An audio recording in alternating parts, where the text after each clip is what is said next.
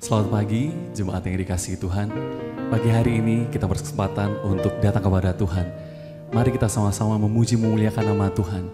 Kita naikkan syukur kita pagi hari ini hanya kepada Tuhan Yesus saja. Terima kasih Tuhan Yesus, terima kasih. Hanya Engkau pribadi yang mengenal setiap hati kami. Hanya Engkau pribadi yang kami kagumi Tuhan dalam kehidupan kami. Terima kasih Tuhan, terima kasih Yesus.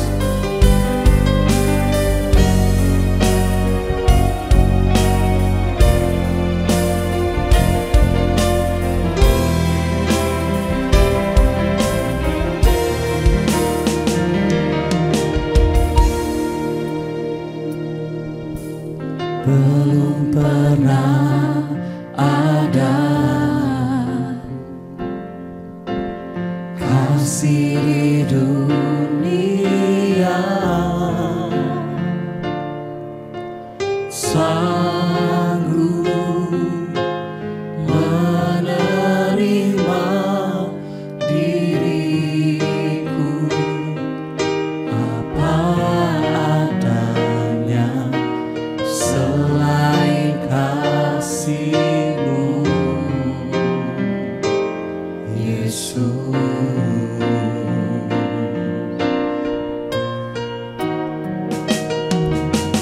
takkan ada lagi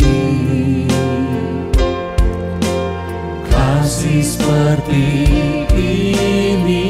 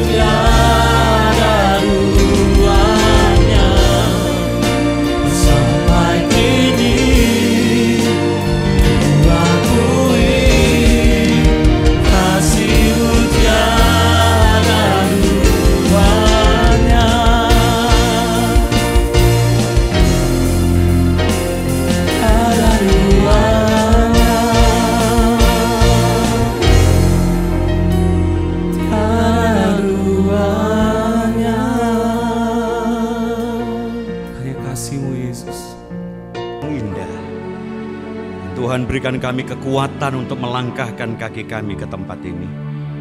Dan Engkau juga Tuhan yang memberikan kami kesempatan untuk menjumpai Tuhan dalam ibadah kami. Dan kami boleh berjumpa dengan saudara-saudara kami Dan ini pun karena pertolongan Tuhan. Karena kami percaya baik kemauan maupun kemampuan datang daripadamu.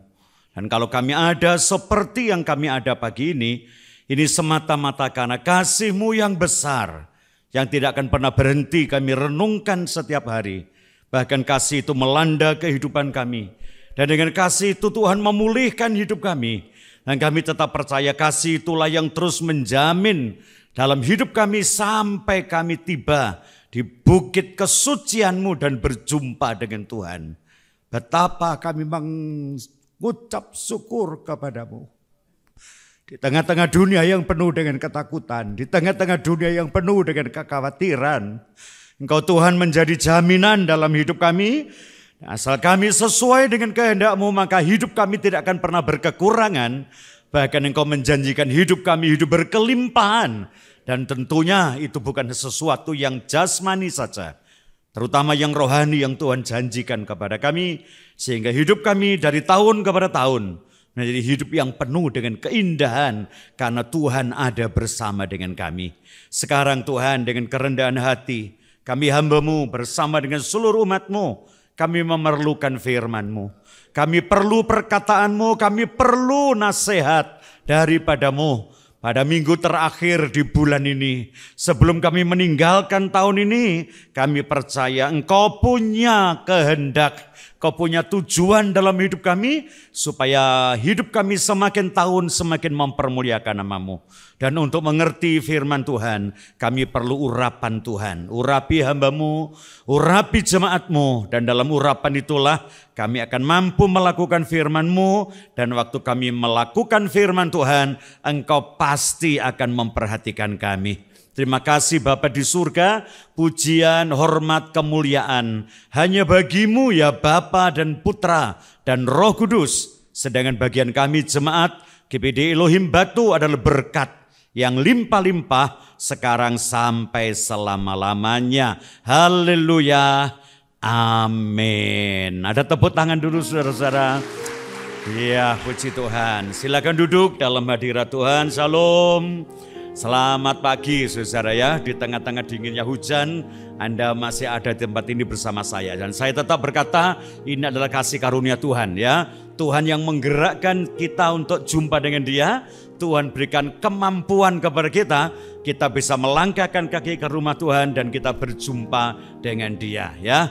Bapak Ibu yang dikasihi Tuhan, pagi ini saya masih akan berlanjut dalam sebuah tema tentang kasih ya. Apa itu kasih? Di antara ketiganya, pengharapan iman yang paling besar adalah kasih ya. Sebentar kita sedikit kembali kepada pengertian kita. Kasih, kalau kita bicara tentang kasih, pasti tidak ada kasih yang dapat dibicarakan oleh Alkitab kecuali kasih yang bersumber dari Tuhan. Ya, kenapa? Karena sesungguhnya manusia tidak dapat lagi memproduksi sesuatu yang namanya kasih. Ya. Manusia ini tidak bisa membentuk sesuatu yang dibutuhkan loh, padahal kebutuhan pokok dalam kehidupan manusia termasuk kebutuhan mengasihi dan dikasihi. Ya, seorang ahli jiwa yang namanya Maslow, dia berkata, kebutuhan pokok manusia secara jasmani memang adalah kebutuhan untuk mencukupkan kebutuhan biologisnya, baik yang masuk kepada dirinya maupun yang keluar. Makanya manusia yang paling sehat adalah manusia yang masuknya lancar, keluarnya juga lancar. Tapi di antara itu ada kebutuhan pokok yang lain yang disebut dengan kebutuhan dikasihi dan mengasihi. Ya, jadi orang itu punya kebutuhan. Orang dikasihi itu bukan sekedar satu warna kehidupan. Orang mencintai seseorang itu bukan karena panggilan kehidupan, tapi orang mengasihi, orang dikasihi itu sebagai sebuah kebutuhan. Makanya seorang namanya Maslow ini membuat satu kerucut yang namanya kerucut kebutuhan manusia. Nah, saya berkata pagi ini, tetapi manusia tidak dapat menciptakan apa yang dibutuhkan oleh dirinya sendiri. Kenapa? Makanya ada banyak orang kecewa. Kenapa? Yang diharapkan memberikan kasih yang tulus, yang diterima bukanlah kasih yang demikian. Makanya apa yang diharap dengan yang didapat selalu beda, saudara ya. Dan hari ini kita melihat bagaimana kasih itu di antara saya dan saudara. Yuk kita kembali kepada tema kita. Ya, 1 Yohanes pasal 4. Ayat yang ke-9 lebih dulu. Ya, 1 Yohanes pasal 4 ayat yang ke-9, saudara. Mari kita lihat sama-sama, tolong silakan. 1 Yohanes 4 ayat yang ke-9. Ya. Dalam hal inilah kasih Allah dinyatakan. Dalam hal inilah, Bapak Ibu Saudara, Yohanes menyampaikan sebuah surat kepada jemaat. Dalam hal inilah kasih Allah dinyatakan. Saya tetap berkata kepada saudara, ya, dalam keterangan yang akan diberikan kepada Yohanes yang kita baca, kita kenalan dulu dengan Yohanes. Siapakah Yohanes? Yohanes ini adalah murid yang dipanggil Tuhan, yang usianya paling muda di antara semua murid. Ya, jadi 12 murid itu yang paling muda adalah Yohanes. Ya, lalu Yohanes adalah murid yang umurnya juga paling panjang di antara murid-murid. Dan mungkin yang terakhir meninggal itu adalah Rasul Yohanes. Ya, saya heran juga beberapa waktu lalu, saudara, saya dengan anak saya, si Eben ini, ke Turki mengunjungi makamnya Rasul Yohanes. Saya ngomong sama dia, Cik sakno nih Rasul satu ini ya, kuburan itu apian kuburan mbahku, saudara. Ya, kenapa di tengah-tengah sesuatu kehidupan di kota Efesus, dia meninggal dan dimakamkan di sana. Di antara penyembah-penyembah berhala yang sampai sekarang juga lagi digali kebenarannya, kuburan itu sangat sederhana dan tidak ada tulisan apa-apa kecuali di sini dimakamkan Rasul Yohanes. Ya, yang tidak ada satu ciri-ciri khas untuk orang tertentu, tidak ada satu gambaran bahwa orang ini penting. Tapi sebenarnya kalau kita lihat bagaimana Tuhan memakai Yohanes. Yohanes ini adalah seorang rasul yang penulisannya tentang surat-suratnya itu sangat menolong saya dan menolong saudara untuk memahami sikapnya Tuhan yang sangat mengasihi kita dengan satu kata yang hebat di antara ketiganya. Tema kita yang terbesar adalah kasih. Makanya saudara, Yohanes ini menuliskan Injil. Yang pertama Injil Yohanes. Yang kedua menulis surat 1 Yohanes. Lalu yang ketiga 2 Yohanes. Yang ketiga 3 Yohanes. Yang kelima Wahyu kepada Yohanes. Ada 5. Ya.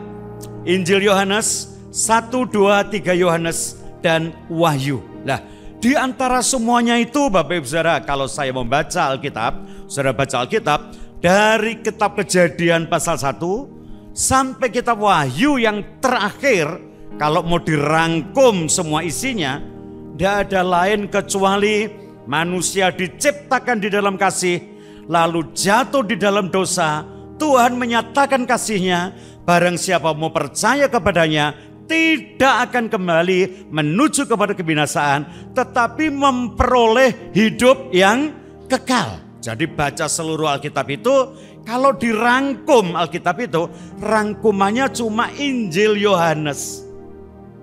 Hebat. Nah kalau kita baca seluruh Injil Yohanes, mau dirangkum isinya cuma 1 ayat, Yohanes 3 ayat 16. 1 ayat ini kalau mau dirangkum isinya, kasih itulah yang terbesar. Kita tepuk tangan dulu yang meriah buat Tuhan yang memakai seorang rasul yang hebat, yang menjadikan saya dan saudara tertolong, terbantu untuk mempelajari kitab ini. Makanya Bapak Ibu Saudara, dalam pelajaran Alkitab biasanya Injil Matius, Injil Lukas, Injil Yohanes, Injil Markus itu dijadikan satu, namanya Injil sinoptik. Bapak Ibu yang pernah belajar Alkitab, ya mungkin ada kursus Alkitab, ada sekolah Alkitab. Injil Matius, Injil Markus, Injil Lukas ini disebut dengan Injil sinoptik. Kenapa disebut dengan sinoptik? Isinya itu hampir sama. Jadi ketiga Injil ini menceritakannya, isinya itu Matius nulis, kadang-kadang Matius nulis, Markus juga nulis, mungkin Lukas tidak nulis. Tapi kadang-kadang Matius tidak nulis, tapi Markus, Lukas tulis.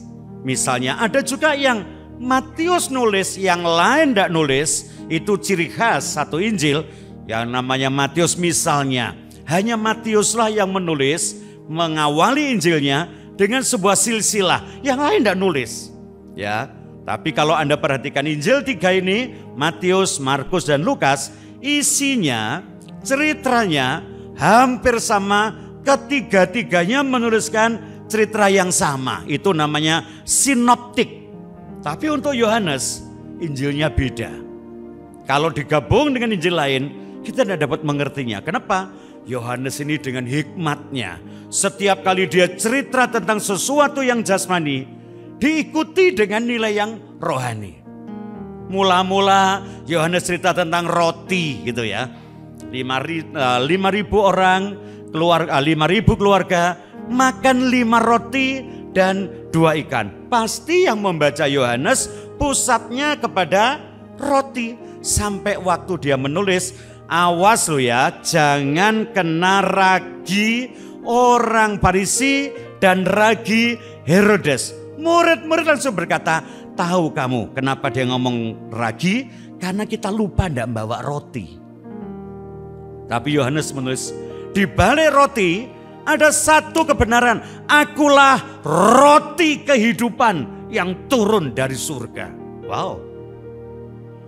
Nanti cerita tentang air, ada sungai sumur ya di kota Sikar yang sekarang masih ada di daerah Samaria. Ada perempuan minta minum dan sebagainya tentang air.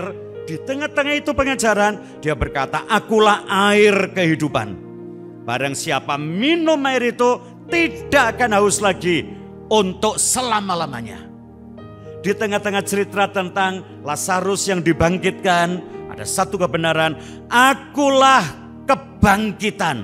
Barang siapa percaya kepadaku, ia tidak akan mati, tapi akan bangkit dan sebagainya. Kalau kita melihat semua pengajarannya, Yohanes, ini benar-benar pengajaran yang takjub, saudara.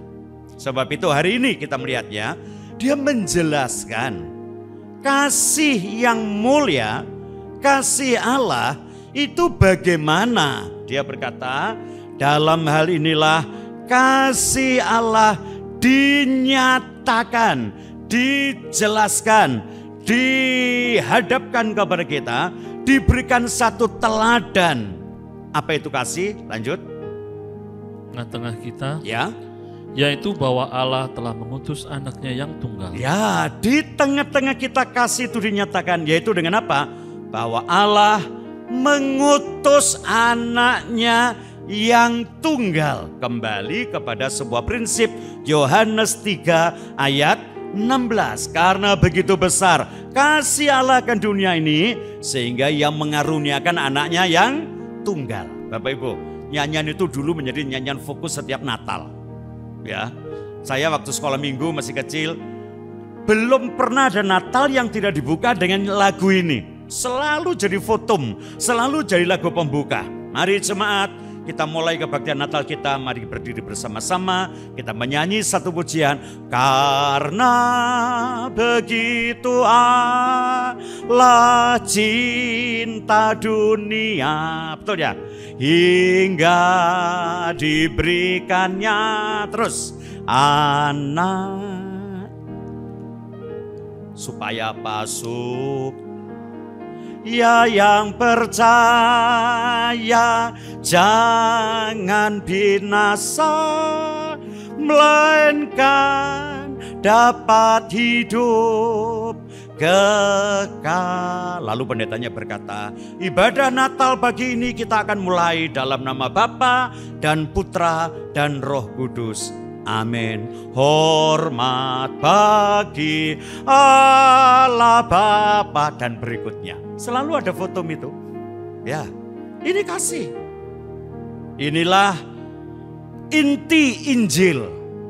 Inilah pokok bahasan tentang berita baik, Angelos, yaitu bahwa dalam rangka menyatakan kasih, Allah mengutus anaknya yang tunggal.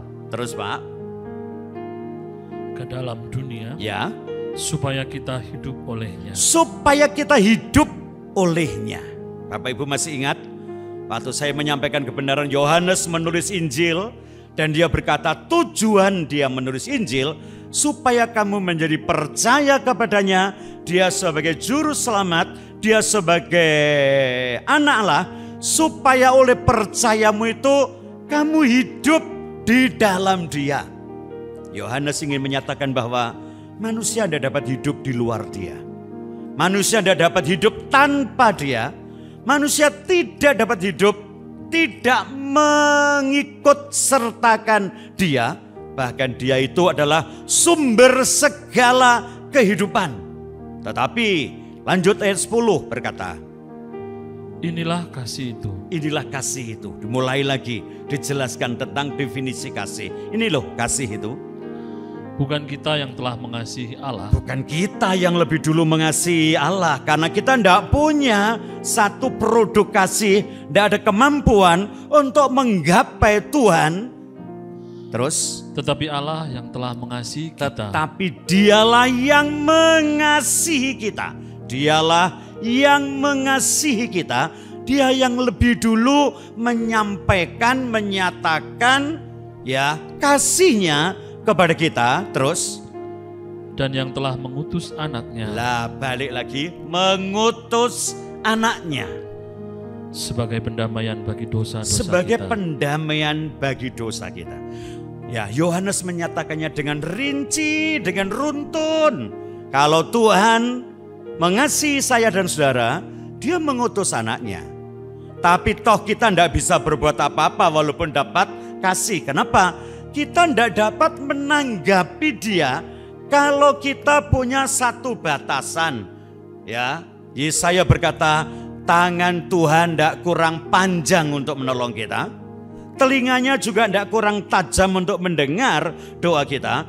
Tuhan itu tidak jauh dari kita. Tapi yang menjadi pemisah antara kita dengan dia adalah dosa dan pelanggaran kita. Tuhan tahu. Ya, makanya dia berkata, inilah kasih, yaitu dia mengutus anaknya. Yang kedua, dan kasih itu adalah menyelesaikan pembatas antara engkau dengan dia, yaitu dosa-dosamu, sehingga kasih itu dapat engkau menggapainya. Hebat. Otak saya tidak nutut untuk memikirkan ini, ya.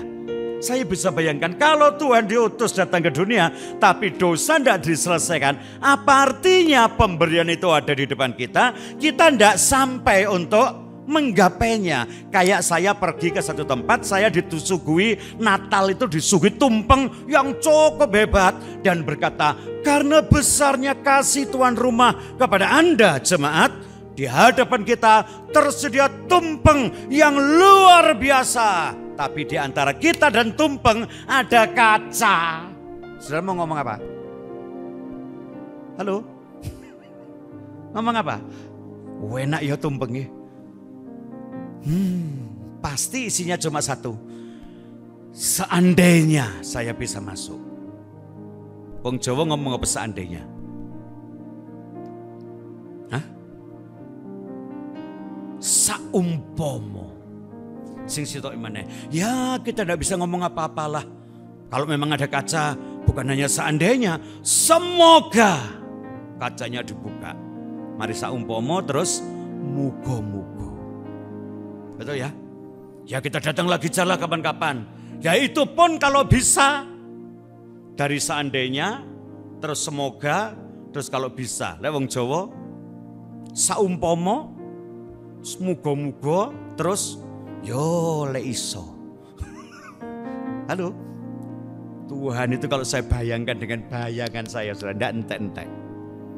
Tuhan memberikan sesuatu yang saya katakan bentuknya tumpeng. Dan pada waktu tumpeng itu diberikan, kaca penghalangnya disingkirkan.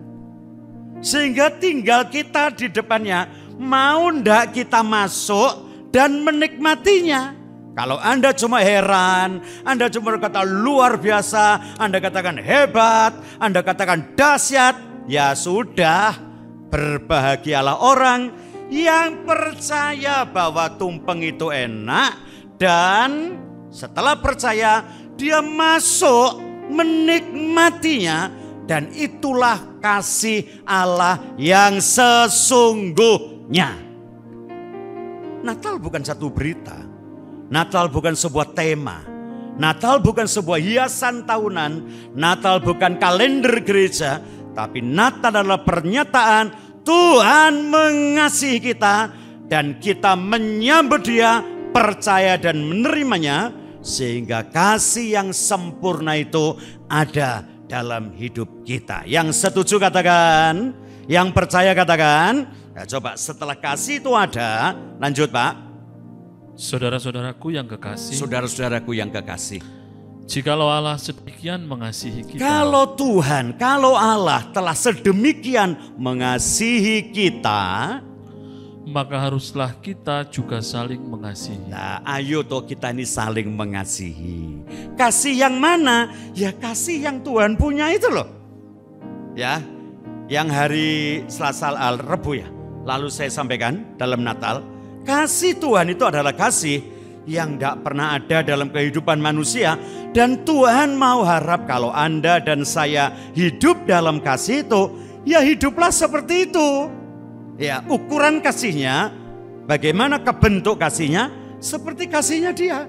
Saya katakan waktu itu dalam satu cuplikan, kalau Tuhan yang mulia datang kepada yang hina, yaitu kasih yang Tuhan harap. Jangan Anda berkata, loh, siapa aku? Siapa kowe? Lu ndak tahu siapa gua. Ya lu datang mbek gua. Nek gua suruh datang mbek lu, gua ndak butuh. Bukan itu. Tuhan itu mengasihinya. Dia yang mulia datang kepada yang hina. Dia yang benar loh. Dia yang tidak salah loh. Dia yang suci kan? Dia datang kepada yang berdosa. Supaya apa? Yang berdosa menerima kasihnya. Bagaimana dengan Anda? Bagaimana dengan saya? Masihkah kita punya kasih yang menuntut sesuatu, yang berkata, loh ya kamu yang salah kok, ya kamu yang datang toh.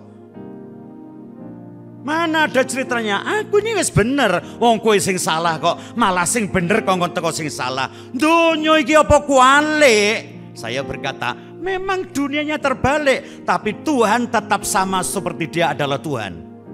Dia kasih contoh, bukan yang salah ditunggu datang kepada yang benar. Yang benar, woi, ulurkan tanganmu, bukalah mulutmu, panggil mereka untuk kita bertemu. Yang setuju katakan, yang percaya katakan, dia yang kalah ya datang kepada yang miskin. Supaya yang miskin jadi kaya. Itu satu kasih. Makanya jemaat yang menanggapi Natal, kalau mau memberi sesuatu, bahkan Alkitab berkata, kalau kamu mampu nolong orang dan kamu melihat orang perlu ditolong, kamu tidak menolong, dosa. Jelas loh. Kamu mampu memberi, tapi kamu tidak memberi, dosa. Alasan kita apa? Aku mampu memberi dan aku mau. Lah tapi muanteng ae lah gregetno. Wis boto jegidek ae kaya gak perlu-perlu kok. Heran aku sampean. Ya dia yang suruh datang kepada saya. Wong dia yang perlu kak. Weh, Tuhan tidak demikian. Tuhan tidak nunggu yang lemah datang kepada yang kuat.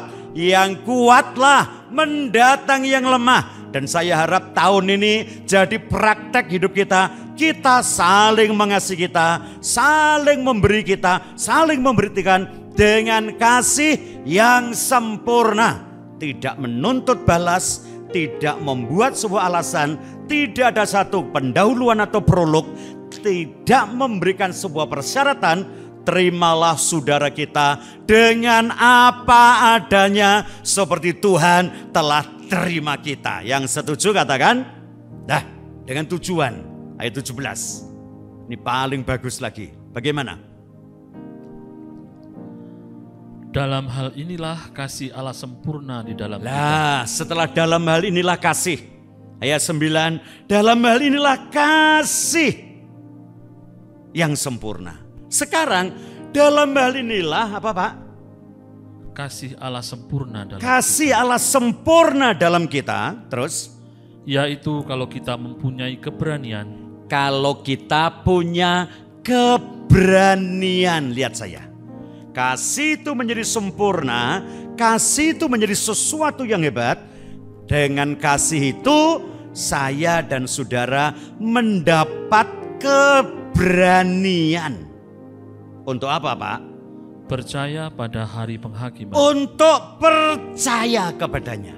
Makanya saya katakan, walaupun Tuhan mengasihi dunia, tapi tidak semua dunia menerimanya.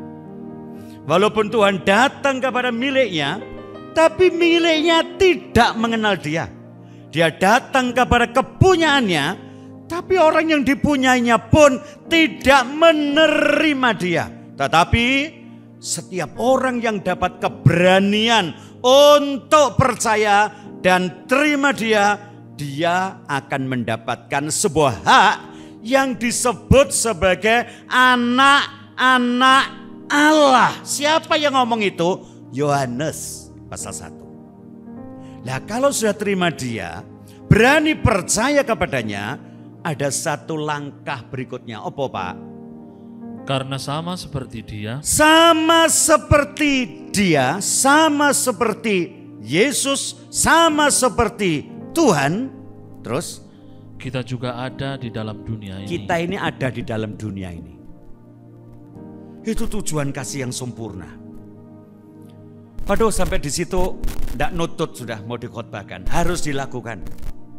Jadi prinsip jemaat GPD Elohim Batu, setelah kita mengenal kasih yang terbesar adalah kasih, tidak ada sebuah praktek hidup, tidak ada kenyataan hidup, kecuali seperti dia, aku ada di dalam dunia. Yuk pakai tangan, pakai tangan, pakai tangan. Sama-sama diangkat, seperti dia. Lagi seperti dia, aku hidup di dalam dunia. Lagi lebih keras, seperti Yesus, aku hidup di dalam dunia. Lagi, seperti Yesus, aku hidup di dalam dunia. Jadi kalau seperti Yesus kita hidup, sebenarnya waktu kita ada dalam dunia, orang itu tidak perlu tanya-tanya tentang Yesus. Dengan lihat saya, dengan lihat Anda, dia lihat Yesus. Yang setuju katakan amin. Waduh, itu nyanyian zaman kuno, nyanyian Pentakosta, tidak tahu, saya belum lahir sudah ada. Seperti Yesus, seperti Yesus, betul ya? Itu saja ku minta. Saya ya tidak ngerti, mungkin waktu itu belum ada orang pandai main musik ya. Jadi putusnya itu kayak tidak pas gitu ya. Tapi urapannya hebat, betul ya Tante ya? Seperti Yesus, seperti Yesus. Pedotnya lah enak ya. Itu saja ku minta. Kok enggak? Itu saja ku minta. Ya, aslinya memang begitu. Itu saja ku minta dalam jalanku. Pedot. Sampai ke surga. Pedot meneh ya. Betul? Saya mau seperti siapa? Seperti Yesus. Nah, itu temanya kita. Tuhan itu mengharap jemaat Batu, GPD Elohim khususnya, tahun depan itu orang tidak tanya tentang Yesus. Yesus itu ya apa sih, Cik? Anda mesti berani berkata, lek ye lihat Eke, ye ketemu dengan Yesus. Lihat tentang Eke ini. Ya. Piye to Mas Tuhan Yesus ki? Wis aja takon Yesus ki piye, aku ya angel terus ki. Pokoke lek kowe ndeloki aku ya ngono kuwi lho Yesus. Nah, bagaimana tanggung jawab kita menjadi orang yang dapat menjelmakan?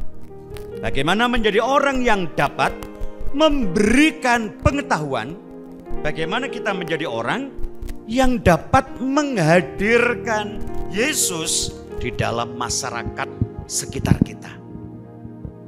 Nah, saya mau sampaikan kepada Anda, untuk seperti Yesus itu tidak ada jalan lain kecuali kita terima dia, percaya kepadanya, kata Yohanes. Coba kita lihat ya, contoh-contoh orang yang percaya kepada Yesus dan bagaimanakah kelasnya orang yang percaya kepada Yesus. Yuk, kita kembali kepada renungan Natal dalam kitab Injil Matius pasal yang kedua, saudara-saudara. Di situ ada beberapa contoh bagaimana seorang yang menerima, percaya Yesus, tapi bisa memberikan sebuah dampak untuk yang lain. Mari kita lihat sama-sama. Kita kembali kepada renungan Natal, Injil Matius pasal yang kedua, mulai ayat 1. Tolong Pak, sampai 4 saja lebih dulu. Matius 2 ayat yang pertama. Ya. Orang-orang Majus dari timur. Ya. Sesudah Yesus dilahirkan di Betlehem di tanah Yudea pada zaman Raja Herodes, datanglah orang-orang Majus dari timur ke Yerusalem dan bertanya-tanya, di manakah raja orang Yahudi yang baru dilahirkan itu? Kami telah melihat bintangnya di timur dan kami datang untuk menyembah dia. Ketika Raja Herodes mendengar hal itu, terkejutlah. Ketika Raja Herodes mendengar hal itu, bagaimana Pak? Terkejutlah ia beserta seluruh Yerusalem. Terkejutlah ia serta seluruh Yerusalem. Terus? Maka dikumpulkannya seluruh imam kepala Ya. dan ahli Taurat bangsa Yahudi. Ya. Lalu dimintanya keterangan dari mereka di mana Mesias akan dilahirkan. Cukup. Satu kali di tengah-tengah keheningan kota Yerusalem, di tengah-tengah ketenangan kota. Waktu itu seorang raja yang hebat memerintah. Walaupun raja ini bukan orang Israel, raja ini adalah keturunan dari orang Edom, Bapak Ibu Saudara. Masih ingat Edom? Siapakah Edom? Edom adalah Esau, anaknya Yakub yang besar, yang pernah meraung-raung, menangis-nangis di hadapan bapaknya. Berkati aku juga Pak, berkati aku juga. Tidak ada nak, berkat semua sudah kasih adikmu. Dengan tipu dayanya semua sudah aku berikan kepadamu. Apakah tidak ada berkat lain Bapak untukku? Kata Edom, kata Esau. Tidak ada, sungguhan tak Pak? Tidak ada nak, tidak ada. Gunung yang bagus aku berikan kepadanya. Bukit yang hebat sudah tak kasih dia. Tasik, sawah, ladang semua miliknya. Aku dapat apa-apa? Katanya Yakub, Esau, Edom, kamu tidak dapat apa-apa. Tapi dengan pedangmu itu engkau akan hidup. Dan kalau engkau mau usaha dengan sungguh-sungguh, engkau dapat mematahkan perhambaan adikmu. Dan engkau akan menjadi penguasa atasnya. Digenapi pada zaman itu. Adalah seorang hebat dari Edomia, keturunan Esau, namanya Antipater. Dia punya anak yang hebat, namanya Herodes. Herodes ini bisa melobi pemerintah jajahan pusat di Roma. Dia dijadikan raja. Bukan hanya atas Galilea, dia menjadi raja dari Galilea sampai Edomia. Edom dan Israel jatuh di tangan orang hebat namanya Herodes. Tapi dia bukan orang Yahudi. Wah, pinternya hebat. Dia bisa ngerayu pemerintah Roma. Dengan cara apa? Dengan cara menaklukkan daerah itu.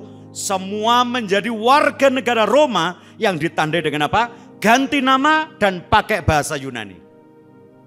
Makanya jangan heran Simon jadi Petrus. Yahya jadi Yohanes. Tabita jadi Dorcas. Wah, hebat. Thomas jadi Didimus. Dia dapat penghargaan. Lalu dia lakukan apa? Untuk mengambil hati pemerintah, oke? Dia ambil hati rakyat Israel. Dibangunkan bait suci. Waduh, paling seneng. Walaupun tatanan ruang tidak sesuai dengan tabernakel. Yang ada cuma halaman dengan ruangan suci, maha suci, tidak usah. Yang penting ada tirai. Sekolah PDW saya. Gedung ini untuk ini, gedung itu untuk itu. Lah orang Roma, penjajah Roma, ngertinya cuma estetika keindahan bangunan, tidak ngerti arti sesungguhnya. Israel senang untuk ambil hati lagi rakyat. Dia bangun istana lebih tinggi dari bait suci yang namanya benteng Victoria. Dia di atas begini. Untuk apa? Kalau Israel ibadah diawasi. Apa khotbah imamnya? Nah kenapa begitu Pak? Dia tidak boleh masuk bait suci karena dia bukan orang Israel. Zaman itu tenanglah rakyat, semua berwibawa. Semuanya diatur oleh dia sampai Israel pecah dalam dua mazhab. Satu Parisi, satu Saduki. Si Herodes tidak kurang dalan. imam besar itu biasanya cuma satu, betul ya Om Dik ya? Isa ada dua zaman dia, ada Hanas, ada Kayafas. Tidak kacau tuh saudara. Saking pinternya dan di tengah-tengah tenangnya kota dari daerah Edomia sampai Israel di bawah kekuasaannya dia, satu siang tidak tahu satu sore kok ada dampiak-dampiak orang dari timur menghebohkan Yerusalem dengan tanya, di mana raja yang baru lahir itu? Di mana raja itu yang lahir itu? Mana raja itu lahir di mana? Saya ngerti. Pada waktu Herodes kerungu itu, kemeropok hatinya. Darah yang di dengkul itu naik ke atas. Mungkin tekanannya sudah 180/120. Tapi Herodes ini orang hebat, memang hebat. Dia ini bisa pasang muka yang begitu manis. Ya, begitu ditanya, "Loh, ada apa toh?" "Kami ini dari timur. Kami cari raja Israel yang baru lahir." Dia masih punya akal. Di tengah-tengah kemeroboknya pikiran, akalnya sih jalan. Diadakannya lah rapat tertutup imam-imam. "Kamu duduk-duduk dulu ya. Kamu kan kesel dari timur negerimu. Silakan duduk dulu. Hai para penggawa, kasih makan, kasih minum, ben kono turu-turu dhisik ya. Istirahat, tak tanya info tentang di mana raja itu lahir." Diadakan sidang tertutup para imam. Coba kita lihat ayat 7 dan ayat 8. Lalu dengan diam-diam Herodes memanggil orang-orang Majus itu, Ya, dan dengan teliti bertanya kepada mereka, ya. bila mana bintang itu tampak. Nah, setelah imam-imam menjawab, dia lahir di Bethlehem, dia kembali kepada tamunya lagi. Bapak-bapak, dia lahirnya di Bethlehem menurut imam-imam. Ada nubuatan kan?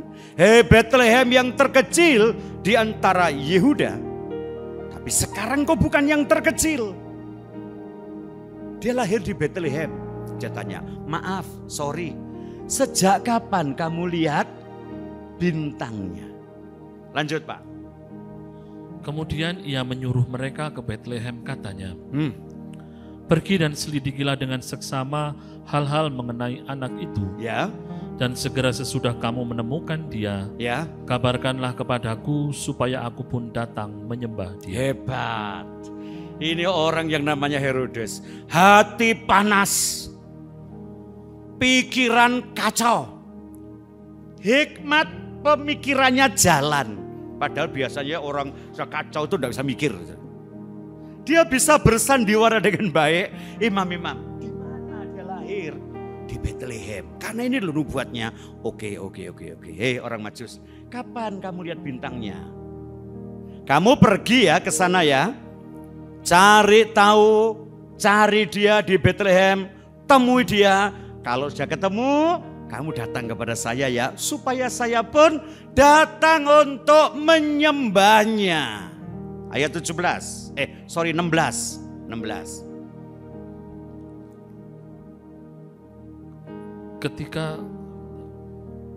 Ketika Herodes tahu, Ya.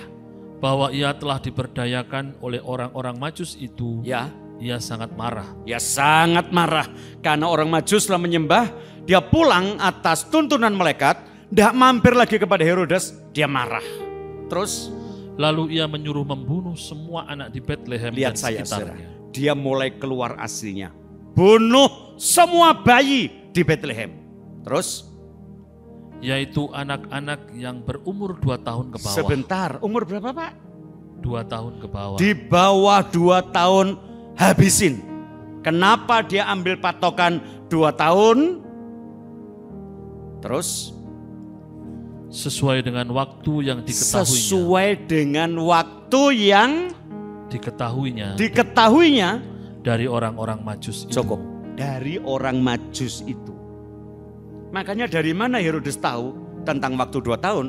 Orang Majus ditanya, "Kapan kamu lihat bintangnya?" "Sudah 2 tahun lalu Tuhan." "Wah, sudah lama ya. Sudah 2 tahun." "Ya." Sekarang kamu pergi ya, cari dia, kalau ketemu kamu sembah, balik sini kan cuma 6 kilo. Nanti aku pun datang kepadanya untuk menyembah kepadanya.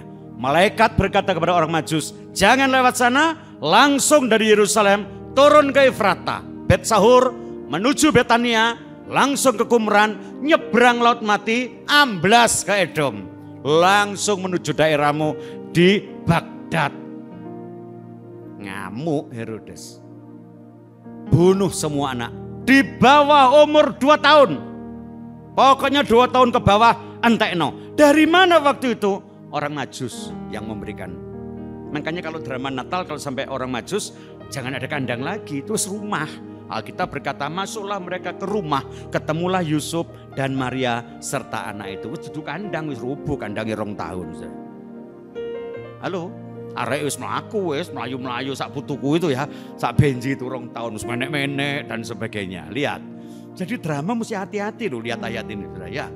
Ojo Maria sik kudungan terus 2 tahun mangka iku kudunge wis gak karuan wis. Mesti ganti klambi itu. Ya, perhatikan yang pertama tentang Herodes. Percayakah dia? Percaya. Terimakah dia? Tidak. Dalam kepercayaannya hanya untuk mempertahankan dirinya, dia tidak mau ada orang lain lagi untuk menggantikannya. Sampai dia mati. Anaknya 3 dia nggak jadi raja. Nomor 1 namanya Arkelaus, nomor 2 namanya Antipas, nomor 3 Filipus.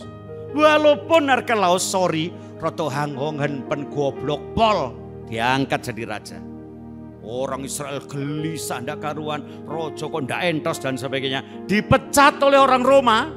Orang Roma bukan lebih pintar lagi. Kalau diangkat lagi orang Edom, oh kita ndak punya mata-mata. Yang tengah biar anaknya Herodes nomor 2 namanya Antipas. Yang utara lebih ke timur anak nomor 3 namanya Herodes Filipus. Yang ini tak ganti orang asli Roma namanya Pontius Pilatus. 1. Orang terima Yesus, orang percaya Yesus kayak Herodes. Tidak bisa terima dia kenapa? Gengsinya lebih daripada rasa percayanya. Yang kedua kita lihat contoh.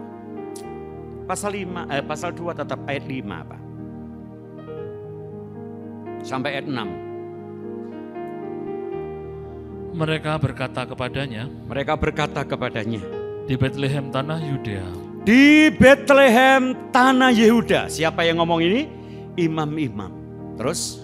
Karena demikianlah ada tertulis dalam kitab Nabi. Tertulis dalam kitab Nabi. Dan engkau Betlehem tanah Yehuda. Dan engkau Betlehem tanah Yehuda. Betlehem itu ada 2. Satu di Galilea di daerah Dan. Yang satu di selatan daerah Galilea, daerah Yudea. Ini Betlehem tanah Yehuda, Betlehem selatan. Kenapa? Engkau sekali-kali bukanlah yang terkecil di antara mereka, ya, yang memerintah Yehuda. Cukup. Siapa yang ngomong ini? Imam-imam. Tapi dari kata imam itu ada mingsli gitu loh saudara ya. Dan saya mingslinya itu percaya itu kehendak Tuhan. Yang dipelajari imam-imam kok bisa ngomong kepada Herodes, ini loh raja, dia lahir di Betlehem karena ada tertulis, hei Betlehem Yehuda, sekali-kali engkau bukan yang terkecil. Aslinya sumbernya itu kitab Mika pasal 5 ayat 2 yang berkata, Betlehem engkau yang terkecil. Itu sumbernya Mika 5 ayat 2. Betlehem engkau yang terkecil.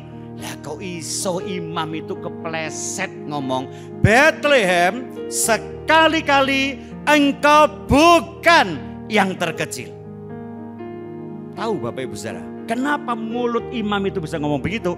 Itu yang pakai Tuhan untuk membedakan antara Betlehem tanpa Yesus ada yang terkecil, Betlehem dengan Yesus tidak akan jadi yang terkecil. Yang setuju katakan, yang percaya katakan, Anda tanpa Yesus tidak ada apa-apa. Begitu Anda bersama Yesus pasti jadi luar biasa. Yang percaya katakan, tepuk tangan dulu yang meriah buat Tuhan kita. Tak cerita nih kesaksian. Ini kesaksian nyata. Saya pelayanan ke Banyuwangi. Saya ditidurkan di hotel namanya Harvest. Hotelnya gede Bu Kris. Bagus sekali. Terus, ya ini anak dua ini. Lanang-lanang loro ini. Yang baju putih itu ngomong begini. Aku kepingin tegan ya Pak ya. Hah? Kepingin tegan? Ya. Nah terus aku ngomong sama pegawai hotel. Ngomong apa? Pak, enggak ada tegan. Oh mau tegan ya Mas? Mau tegan ya Mas? Iya. Mas ini anaknya Pak sebenarnya? Iya. Ayo. Diambilkan sak janjang. Sebentar lagi enggak ada camilan. Mas mau apa? Mau apa? Oke camilan lagi. Di hotel itu. Setelah dapat semuanya, disambut dengan hebatnya. Dia cerita. Bapak tahu Pak, ini hotel dulu miliknya seorang. Ya. Dan dulu ada kolamnya. Itu ada kolam dikasih lele Pak. Saya lek kepingin mangan lele nyolong di kolam itu. Ih lho nek ruwenge iki lho ya. Jadi kecilikane maling lele ini nyolong lele. Terus saya ngomong sama dia, kamu tahu rahasianya. Dulu kamu kepingin lele ae direwangi dosa, nyolong. Saiki kok sampai ditawani apa-apa. Rahasianya satu, apa? Ada Yesus dalam hidupmu. Iya. 24 tahun aku baru kenal Yesus dan terima dia. Saya ngomong kepada dia, Bapak ini kalau tidak ada Yesus, orang sing reken. Saya kenal seorang, dia berkata kepada saya ini, Pak Stefanus, kita ini kenal beberapa tahun aja kok kayak dulur ya Pak ya. Saya ngomong, kenal beberapa tahun lah, kowe iki aku kenal bertahun-tahun. Loh kapan? Masih ingat tahun 84 saya ngajar di Immanuel, Anda jadi panitia Full Gospel International Fellowship di Asida Hotel. Loh iya toh Pak? Lah wong aku jejer kowe kok. Kowe mangan toh nang di belakang sana? Iya, kami guru-guru Immanuel bawa kayak segudus toh. Ada saya, ada Sopoy 83 itu ada Bukus. Ada 84. Kita yang terima tamu dikek segudus, dia makan di tempat ini. Oh yo. Loh, di antara itu ada Bapak. Yono aku ta. Ya kowe kok gak ngomong be aku, ngomong apa? Aku sadar keledai tanpa Yesus, kalau dia mampir rumah orang akan berkata, "Hus, sana." Waktu keledai itu ada Yesus, orang berkata, "Hosana." Yo lambemu cek manis ya. Hosana. Yesus turun, keledai balik ke mana? Betfage, mampir lagi rumah orang, ngomong apa-apa. Hus, sana. Tanpa Yesus. Dia berkata, iya betul ya Pak ya. Sorenya kita makan di restoran.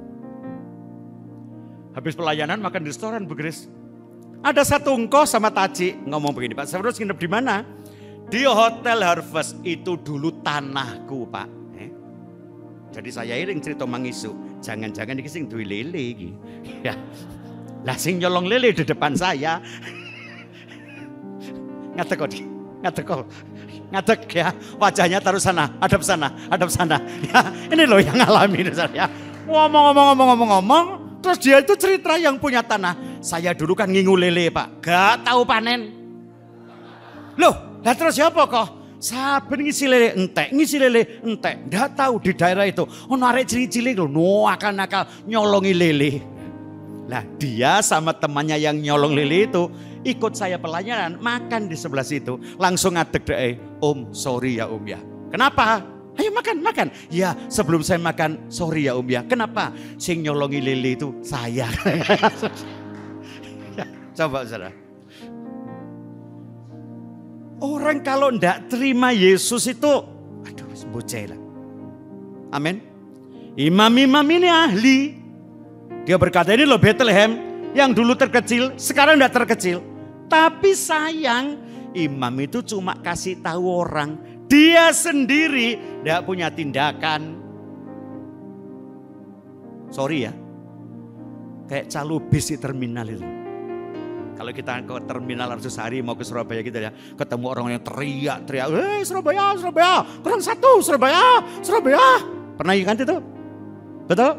Penumpangnya naik bisnya ke Surabaya. Yang dikasih tahu itu katut ke Surabaya. Dia di mana? Saya tanya, dia di mana? Ya tetap di situ. Lapo? Ya bengok Surabaya kurang 1, kurang 2, Surabaya. Hanya dapat apa? Dapat duit receh. Saya langsung dek. Jangan imam-imam kayak saya ini ahli untuk, woi ayo naik. Lah kamu sendiri ndak naik. Orang lain sampai tujuan, kowe keleleran di terminal yang tepat yang sama. Ini yang kedua. Lek cerita tentang Yesus, muntuk lambene, tapi hatinya sama sekali ndak menghadirkan dia. Makanya lek ngomongnya tentang kasih luar biasa, praktek di dia ora. Di Batu ndak ada itu. Loh, maksud saya ndak ada bedanya gitu loh saya. Berikut ya, cepat. Waduh, jamnya ini munyer aja. Lain kali masa jam saya nggak munyer Pak Budi. Ya. Berikut ayat 9 dan 12 sampai 12. Yuk. Setelah mendengar kata-kata raja itu, berangkatlah mereka. Orang Majus ini berangkat menuju Bethlehem. Terus lihatlah, bintang yang mereka lihat di timur itu mendahului mereka hingga tiba. Hebat. Terus dan berhenti di atas tempat di mana anak itu berada. Ya. Ketika mereka melihat bintang itu, sangat bersukacitalah mereka. Maka masuklah mereka ke dalam rumah itu. Maka lihat, orang Majus masuk rumah bukan masuk kandang. Ini sudah 2 tahun. Anak itu pelayon kemana-mana. Terus Pak. Dan melihat anak itu bersama Maria ibunya. Terus apa yang dilakukan? Lalu sujud menyembah dia. Mereka pun membuka tempat harta bendanya. Ya. Dan mempersembahkan persembahan kepadanya. Yaitu emas, kemenyan, dan mur. Ini mesti Anda tahu. Sekolah minggu saben tahun nyanyi itu. Orang Majus datang turut bintangnya, hendak mencari Tuhan dan menyembah. Terus, emas dan kemenyan dan mur dipersembahkannya akan hormat raja dan juru selamatnya. Lihat tangan saya. Salam itu artinya apa? Ini loh, lanjut. Dan karena diperingatkan dalam mimpi, ya, supaya jangan kembali kepada Herodes, ya, maka pulanglah mereka ke negerinya melalui jalan lain. Jadi salam itu pamitan. Salam. Di tanggapan yang berikutnya, dia datang ketemu Yesus, menyembah, bagus. Lalu mempersembahkan, bagus. Semua agama saya pernah jelaskan, semua agama di dunia isinya itu cuma menyembah dan mempersembahkan. Kita tanya saudara kita yang muslim itu, hari raya itu isinya menyembah dan mempersembahkan. Menyembah sholat id, mempersembahkan bayar zakat dan fitrah. Halo, saudara kita yang Buddha, masuk wihara, masuk apa itu ya, koinya wihara itu, futang, satu menyembah, taoko.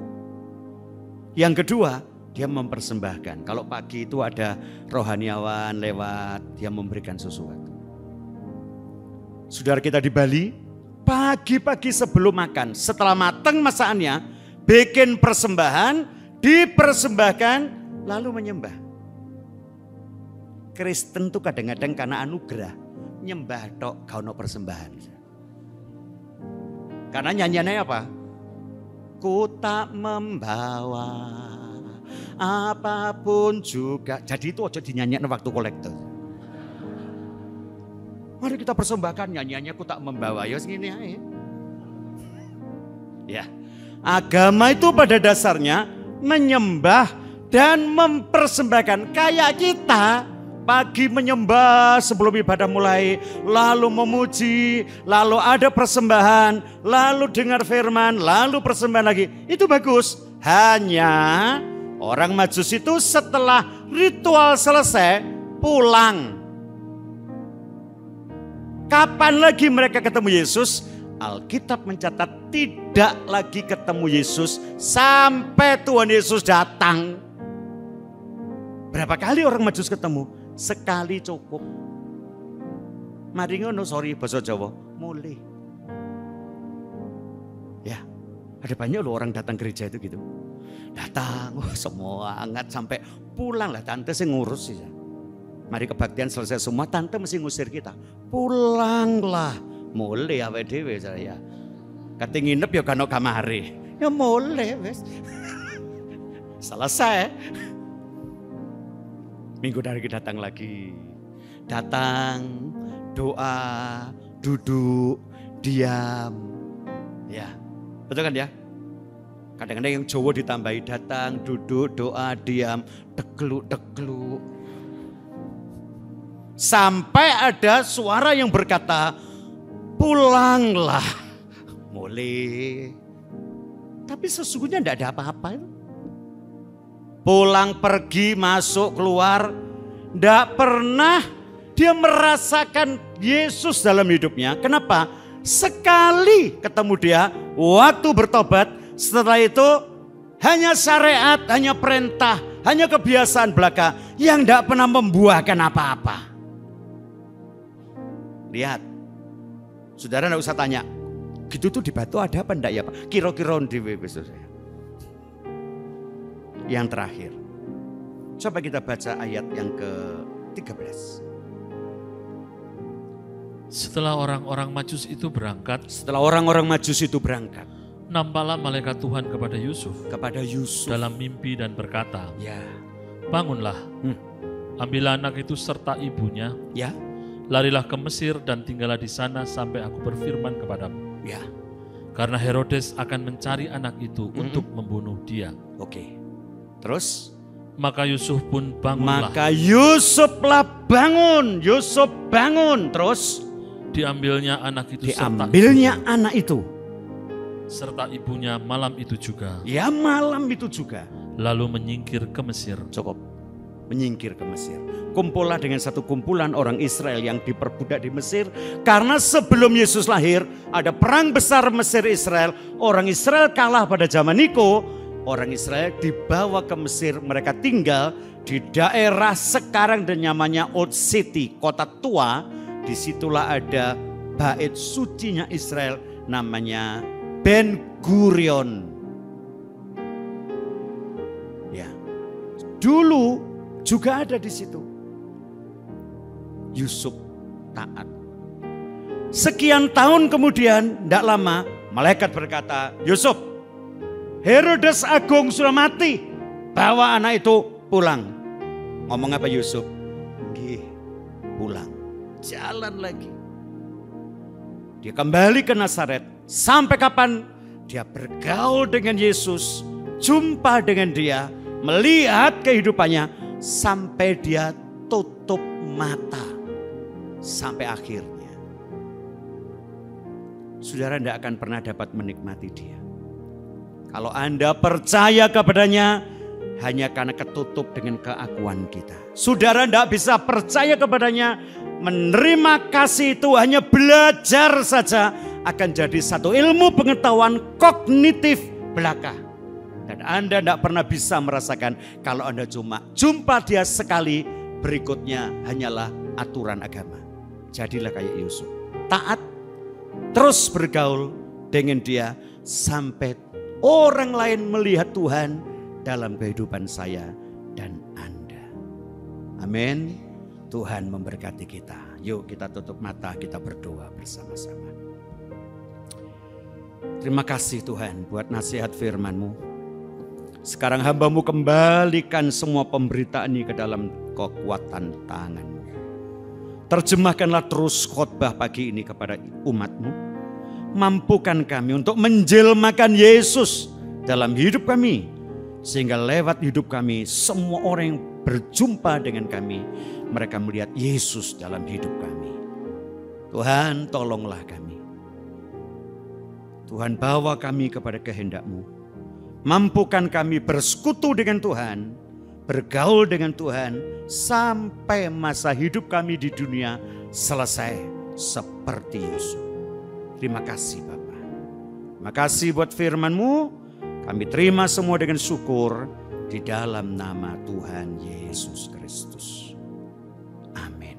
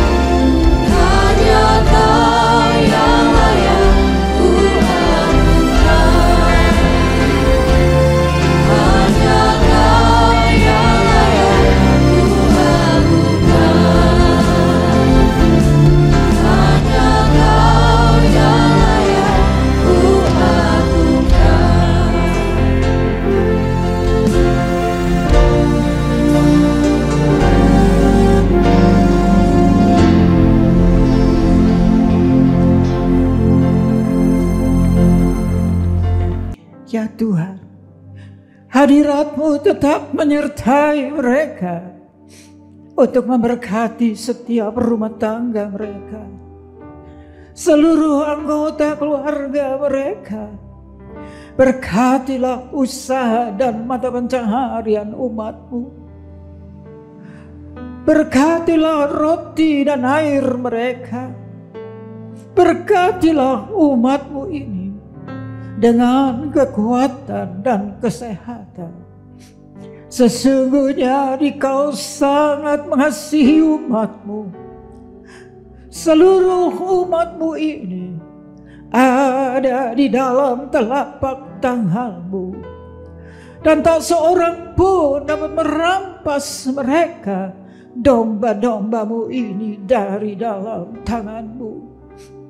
Hamba-Mu berdoa, bawalah seluruh sidang jemaat-Mu ini semakin hari semakin dekat kepadamu, semakin mengasihi Engkau ya Tuhan, sehingga mereka boleh tiba di puncak bukit kesucian-Mu dan memandang wajah-Mu yang indah.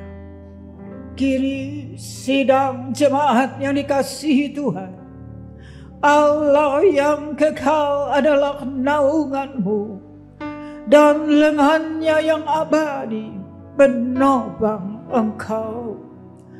Tuhan memberkati Engkau dan melindungi Engkau.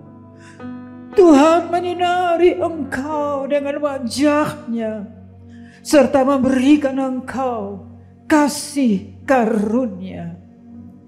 Tuhan menghadapkan wajah-Nya kepadamu dan memberikan engkau damai sejahtera di dalam berkat nama Tuhan Yesus Kristus. Amin.